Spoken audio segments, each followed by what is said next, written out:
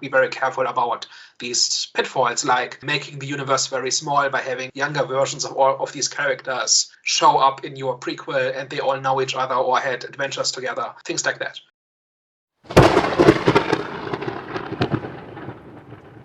Hello everyone, welcome back. We are back, the Eye of the Storm podcast. I'm here with the boys Daniel and Hervé. Hey. Yep. Alright guys, let's just get straight into it. Are prequels always a bad idea? So I'm of the position that prequels are almost always a bad idea, except in very specific circumstances. And I tolerate prequels if they are essentially period pieces, like House of the Dragon, for example, set in a previous era of this fictional world, but far enough removed so that it's basically a period piece and it's a different era, different characters, and so on. The other one is when there's a very specific story to tell that can only be told as a prequel. So, for instance, the Star Wars prequels, if you want to tell this Skywalker becomes Darth Vader, you have to show that era, right? You have to show the Clone Wars, you have to show the Empire, you have to show the fall of the Jedi, and so on. In almost every other case, I think prequels are a crutch, basically, especially in recent years where they are basically driven by nostalgia and member berries and things like that, where it's the safer thing to do, but as a result, it tends to undermine stories and characters that have already been told and have already been established, and they tend to be bogged down with things like Easter eggs and expanding on details that didn't need to be expanded on, and often retroactively changing events from what they were usually for the worst. So that's basically my take on it. I think, as a general rule, don't do it unless you have a very, very good reason to do it. Yeah, I think I agree with Daniel in that sense. I mean, there's like many different kind of like pitfalls that you can fall into when doing prequels. I mean, you had the example of Rings of Power, which was like a Lord of the Rings, prequel where what's the main woman called? Because I haven't watched Lord of the Rings, which is a bit of a crime. I did watch an episode of Rings of Power, but there was a woman who I believe they changed the way that she kind of was. They changed aspects of her characteristics, which went horribly with the general audience or the people that loved the original Rings of Power, because ultimately they kind of.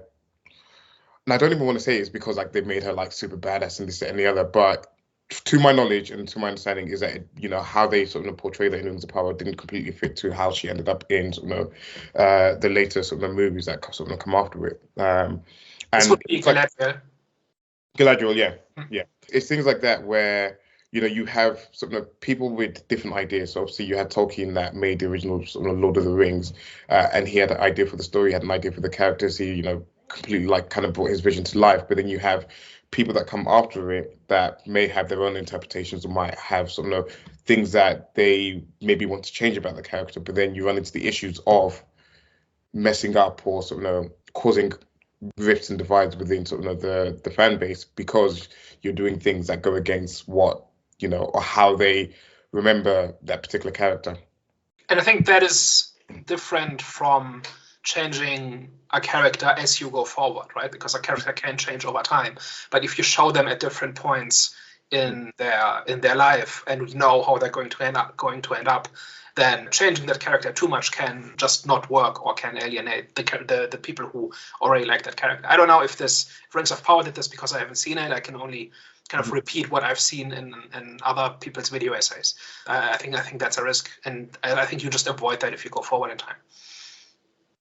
So you guys still against prequels if, for example, this is my point, right? I believe that depending on how invested we were in the original story, then a prequel is necessary. So let's say, for example, so for example, this is not really going to be a prequel. I don't know if it's going to be a prequel, but Matrix, for example, right? The fact that they're going to make another Matrix is like, I don't understand it. I don't know if it's going to be a prequel or not, but if it's going to be a prequel, the fact is it's going to be another installment, and I don't understand that because you already saw how the last one flopped, right? So it's like no one really wants to see this, so it doesn't really make sense for prequels to happen. So for me personally, I think, like I said, depending on how invested the audience were to the original story, then I do think a prequel is not necessarily necessary, but it'll be a nice watch. Because I remember when the Hunger Games prequel came out, I was interested to see how Dr. Snow, was it Dr. Snow? I was President. intrigued. Sorry? President. President, yeah. Yeah. I was intrigued to see how, like, how he became to be the man that he was. So I do feel like I said, it is how invested we are in the original story and in the characters. Prequels are necessary. So that kind of falls into my question: are you guys still against prequels? Like, obviously, it seems like the character, like the influence, like the change in the character, in the main character, or just characters in general, is what you guys have like an issue with, especially when there's like a drastic change. So would you guys have like an issue with for one of your favorite shows or favorite movies having a prequel? I don't think it's just the character thing. I think there's like many different things that you can kind of maybe point towards where you might have like problems with, or you might run into issues with doing the prequels. Like you might even run into like continuity issues as well. Like the whole thing with like the X-Men where they had some of the younger actors and the older actors, and the timeline starts like messing up and everything's like all over the place, and people start to get confused. Like, don't get me wrong, I do enjoy like a lot of those X-Men movies with the younger cast, Days of Future Past and things like. Well, I mean that's got both of them in there, but X-Men like First Class and stuff like that, those are like great movies, and I actually really do enjoy them. But there's like many different like reasons why like prequels can potentially have issues, and that's not for me to say that I don't enjoy prequels. Like I enjoyed the Hunger Games one, I enjoyed House of the Dragon. I've enjoyed prequels, but it's just like there's just things that you need to be aware of, and it makes sense for why studios would want to make prequels, because people are invested in the world, people were invested in Westeros, in sort of Game of Thrones universe, and would want to see more of that. I'm very sure we had the this is completely separate, but like you had the Hogwarts Legacy game, which was set in the Harry Potter universe, and even though it's a video game, it's still kind of set within that continuity, where you had a lot of things that sort of correlated to like the later movies, but people love that because of like the world and because of the setting. And as long people are always going to want to go back to their favorite sort of worlds or their favorite universes, but it's just you as a creator have to be mindful as to sort of how you're presenting the story and how you're telling the story. Like Daniel mentioned, you can, actually I was watching an interview of the director that made the upcoming Planet of the Apes movie, and one of his conditions for wanting to do the movie was for it to be far enough removed from the recent trilogy that we had, so that he didn't have some of those issues, and he had the ability to be sort of kind of creative. Obviously, you had the lore that comes with it, and you have sort of the story that came before, but then you're then able to work with new characters. You're able to tell a brand new story set within that universe, and I feel like, and again, that's not even to say that doing something like the Star Wars prequels couldn't have worked. I know that the first two I hated, the third one is loved a little bit, and that's not to say that doing something like that couldn't work. But you have to have an idea as to what story you want to tell, and people have to be interested in it. Everyone wants to see how sort of Anakin Skywalker became Darth Vader after sort of the original trilogy, and it's just long story short, just kind of like my point here is that prequels are not a bad idea, but you have to have the right story you want to tell. You can't be making prequels for the sake of making prequels because people loved your previous movies. I think there's one big risk, which is because the prequel is set before the original story, but it's experienced after the original story, you still have to up the stakes.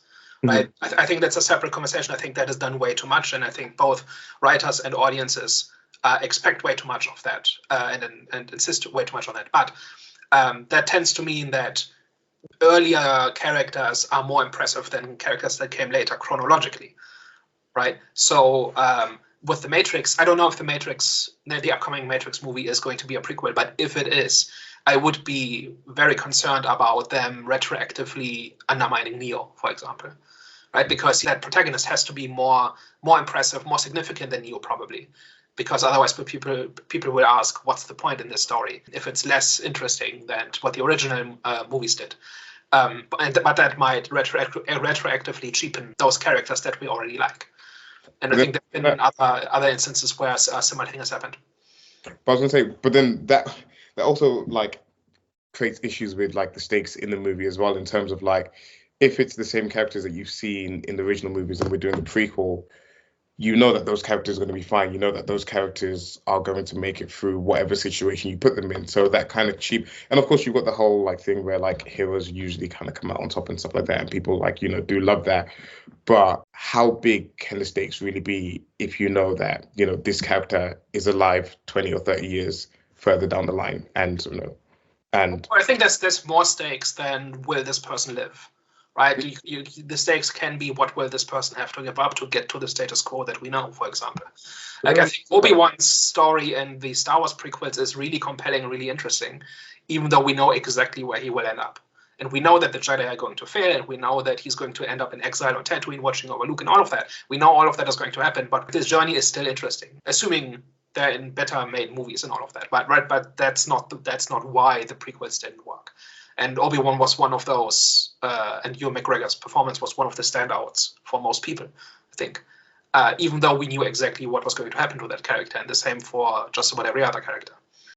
And also, when it comes to the stakes, I think they do that as well with, like, how they execute that is with, like, the character relationships. Obviously, the new characters that are being introduced in that prequel story. Like, for example, with the Hunger Games, the girl, for example, who's Snow, the main actress, who was, I don't know if she wasn't really Snow's girlfriend, but she was like basically was, yeah. Yeah, exactly. So, her introduction, and obviously, and ended up seeing what happened to her. So kind of like seeing, so yeah, so a lot of the times it's the characters' relationships that kind of bring, that bring the whole conflict and just the interest as well. Because, when you see loss, or when you see love, when you see, how that person kind of develops into that person through loss and through love and through, meeting new people, and so on, that's kind of, that makes it more interesting as well. But question, are we, because I already know my answer to this, but are we more for prequels or sequels? Sequels, unless there's a very good reason. And the reason for that is basically that prequels essentially stagnate the world in which the story takes place, right? Whereas with sequels, you are going forward in time, and it becomes easier to introduce new things because it doesn't retroactively create this question of, okay, where was this species or that faction or that character, right? And the answer is always because that character hadn't been invented yet, or that faction hadn't been invented yet. But with a sequel, you can just say, oh, this person now becomes important, and now they're part of the story. But if you do what Disney is currently doing with Star Wars, where you're constantly circling this 20-year period, every time you come up with a new character, you kind of have to retroactively ask the question of, but what did this character do during episode 4, and so on. So it creates these unnecessary complications. And so as you keep going forward, you have both more creative freedom, and also you have fewer pitfalls. I actually have no preference either way, as long as it's a good movie. Because again, I feel like you can tell a good story in a prequel setting, like the Hunger Games. I absolutely love that movie, and that was like the telling of sort of President Snow and how he came to be, and I think that was like really well done.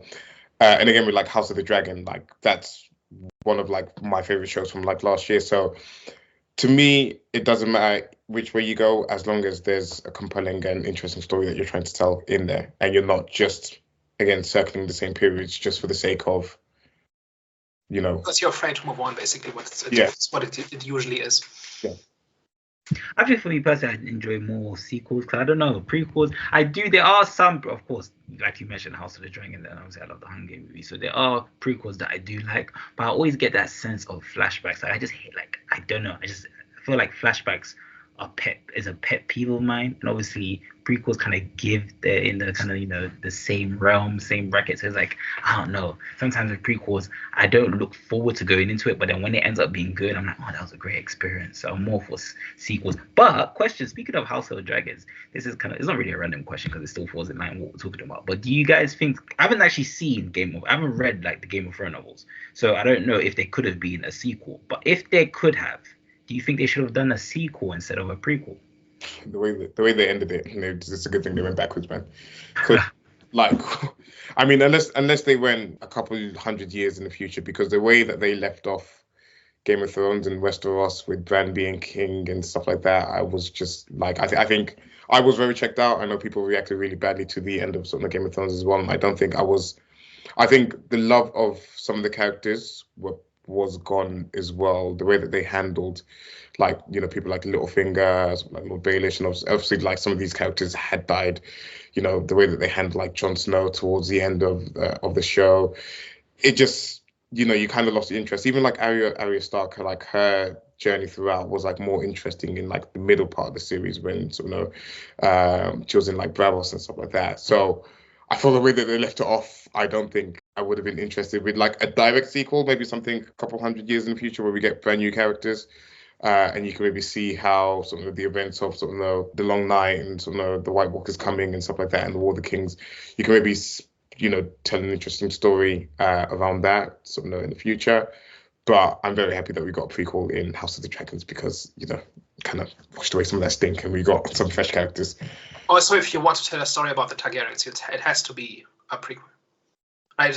You can't go forward and also have a Targaryen dynasty because at that point the Targaryen dynasty doesn't exist anymore. And I'm one of the very few people who think that King Brian is a cool idea.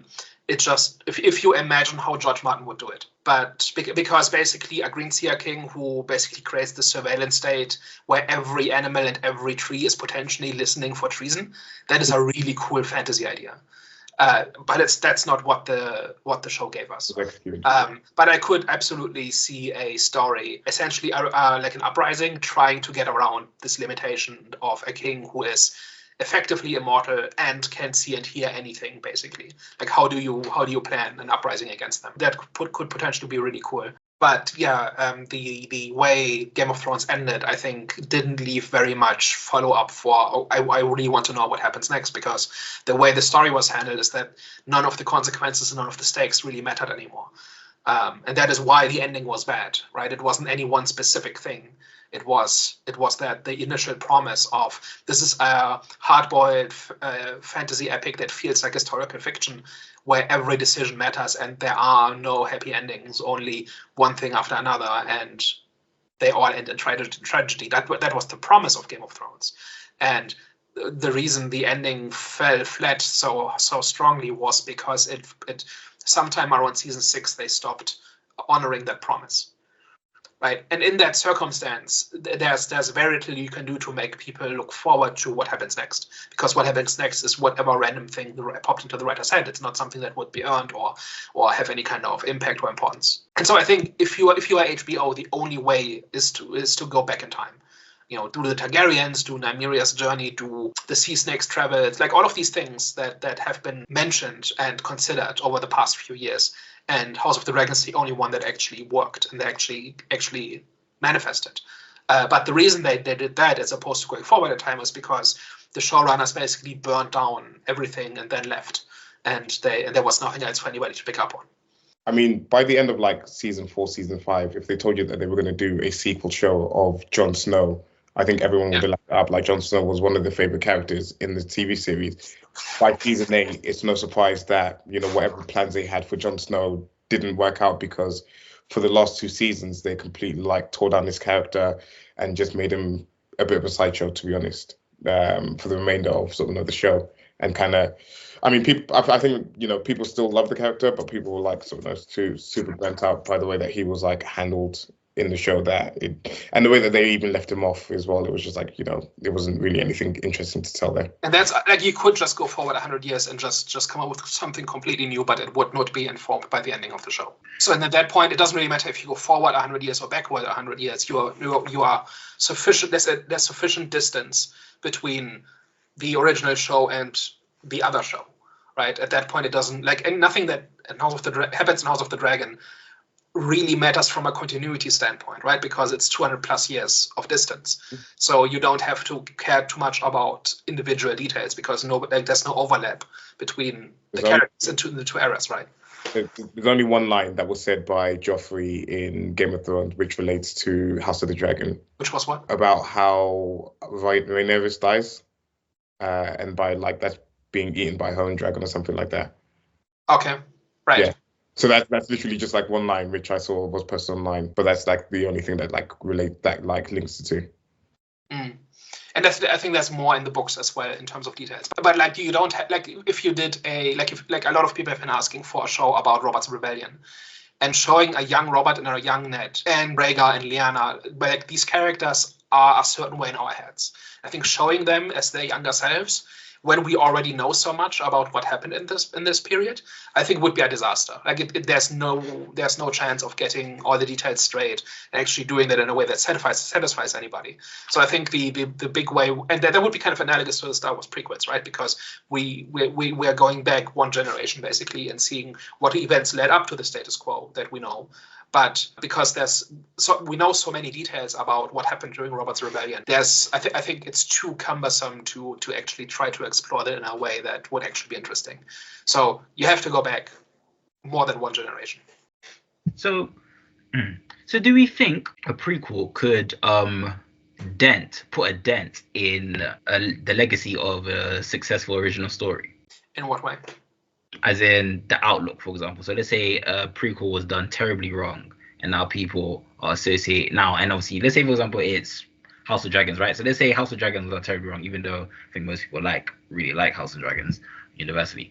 Let's say House of Dragons were terribly wrong. Do you think the outlook of the whole franchise as a whole would have been affected? As in, like, people would have said, okay, Game of Thrones isn't really that great, for example? I don't think so. I don't think so. I feel like, the reason Star Wars still receives a lot of attention is because of the original trilogy. And so, no, even though the prequel sequel trilogy wasn't well received, people are still like heavily invested in Star Wars and still care about Star Wars because of the love of the original trilogy, and that's why they're sort of so wrapped up in sort of the universe.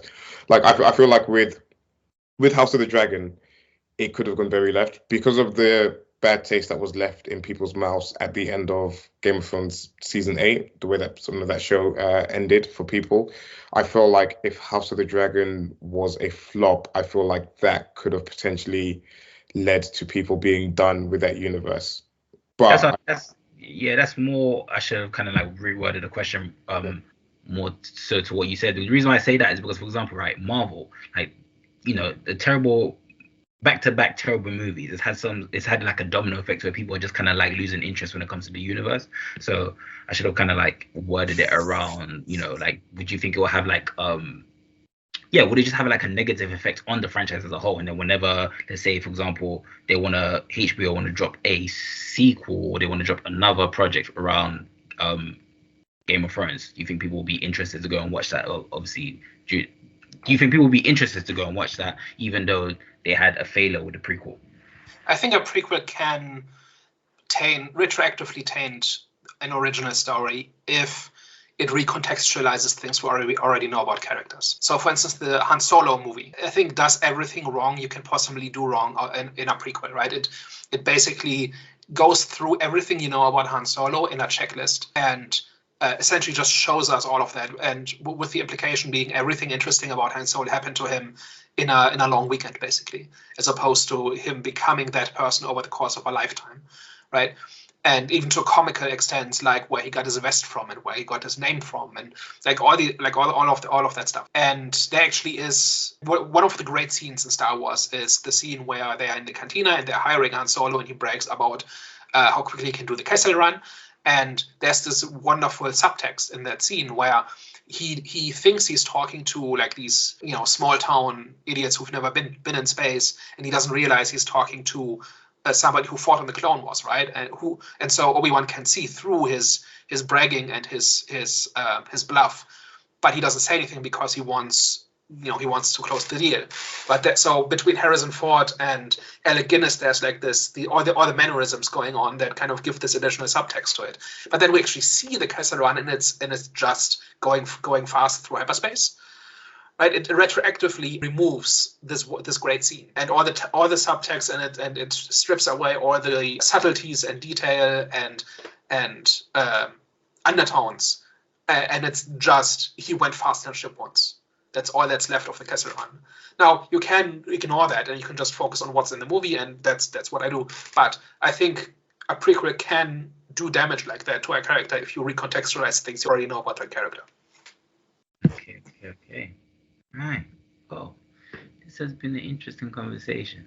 So it seems like we are, is it fair to say we're 50-50 when it comes to prequels? Well, I think my stance is still don't do it unless you have a good reason. Right? If you have a story to tell that's set 100 years earlier or whatever it is, or even a generation earlier, then do that. But be very careful about these pitfalls, like making the universe very small by having younger versions of all of these characters show up in your prequel and they all know each other or had adventures together, things like that, right? Would you say characters are a good enough reason? So let's say a character was loved in the original story. Would you say that holds enough weight to create a prequel out of that? If the character is interesting and if that character in that era has an interesting story to tell, yeah, like I enjoy seeing young Anakin Skywalker, right, slowly fall to the dark side. That's a wonderful story. Just told, as with the usual caveat that it's told extremely poorly, but there is a story there, and that story is worth telling. But you just have to make sure that you have something like that and you don't fall into those usual pitfalls. Okay, last question. Do you guys think a prequel could revive a franchise? Maybe. I think that's what Disney is trying to do with Star Wars, right? Their next show is set in a different era, hundreds of years earlier, and that's basically an attempt to not be in the usual 10-year, 20-year time period, while also not going forward, right? So they're just going back several hundred years into an era that is ostensibly more interesting. Nothing I've heard about the High Republic sounds interesting at all, but it's an opportunity, right? It's a chance to do something new. And I think in general, the better answer is still to go forward and just build on what came before, but just keep going and introduce new things. But like the second best option is to go backwards into a previous era that is sufficiently disconnected and just tell a story there. I feel like 50-50 on that. 50.